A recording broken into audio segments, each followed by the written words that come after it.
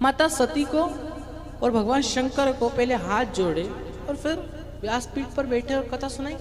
तो जैसे हम जोड़ते हैं, जब हम आते हैं तो आप सबके हाथ जोड़ते हैं, वैसे ही कुंभज ऋषि ने भी हाथ जोड़े। तो माता सती के मन में आया कि ये तो खुद हमारे हाथ जोड़ रहे हैं, ये क्या कथा सुनाएंगे, इससे अच्छा तो मैं जलकर भस्म हो जाऊं तो ही अच्छा है।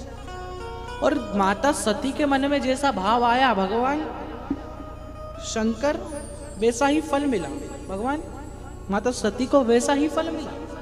माता सती आखिरी में उनको जलकर भस्म होना ही पड़ा। और भगवान शंकर के मन में आया था कि भोलेनाथ के मन में कि मैं इस शिव महापुराण को सुन रहा हूं तो ये भाव आया था कि मुझे भगवान श्री राम के दर्शन। और जैसे ही वो निकले तो उन्हें रास्ते में भगवान श्री राम के दर्शन हुए, मर्यादा पुरुषोत्तम राम, भगवान श्री राम के दर्शन। जो जैसी भावना लाता है वो वैसा ही फल पाता है। और फिर और अभी माता सती जो कि राजा दक्ष प्रजापति की पत्नी है, भगवान राजा दक्ष प्रजापति माता कालिका देवी की आराधना करते हैं कि, और माता कालिका देवी भगवान वो जो राजा दक्ष प्रजापति था उससे प्रसन्न हुई और सामने आई, कहा क्या चाहिए, क्या चाहिए तुझे, मांग, मैं तुझसे प्रसन्न हूं। और माता कालिका देवी से कहा कि मुझे एक और बेटी चाहिए, मुझे एक और पुत्री चाहिए। अब माता कालिका देवी ने सोचा कि तेरे पास पहले से ही इतनी पुत्रियां हैं, अब तू पुत्री का क्या करेगा। कहा क्योंकि पुत्री, जो लड़के होते हैं, जो पुत्र होता है वो सिर्फ एक कुल को तारता है, और जो पुत्री होती है वो 2 कुल को तारती है। पुत्री जो होती है वो 2 कुल को तारती है, क्योंकि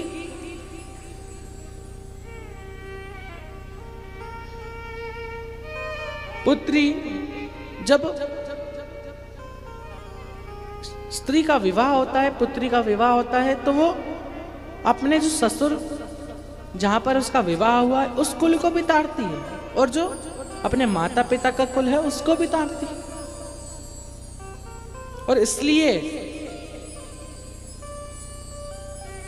नारी को शक्ति कहा गया है, क्योंकि जब घर में चिंता होती है, टेंशन होती है, कोई दिक्कत आती है, तो नारी ही अपने पति को हौसला देती है, अपने पुत्र को हौसला देती है कि हो जाएगा, चिंता मत करो, अगर पेपर में पास नहीं हुआ, अगर ये एग्जाम नहीं निकल पाया तो अगला निकल जाएगा, चिंता मत करो, सब अच्छा होगा। इसलिए नारी को शक्ति कहा गया है। और माता कालिका देवी ने कहा कि ठीक है, और ये जो पुत्री, ये पुत्री के रूप में मैं खुद आऊंगी तेरे घर, आशीर्वाद देती हूँ। और आशीर्वाद दिया माता कालिका देवी ने कि मैं खुद तेरे घर आऊंगी तेरी पुत्री के रूप में। और आया समय, माता सती ने दक्ष प्रजापति के घर पे प्रागट्य हुई। माता सती का राजा दक्ष प्रजापति के घर पर प्रागट्य हुआ, और भगवान शंकर से माता सती का विवाह हुआ, क्योंकि माता सती बचपन से ही भगवान शंकर के स्मरण में, भगवान शंकर की पूजा में, भगवान शंकर के ध्यान में लगी रहती थी।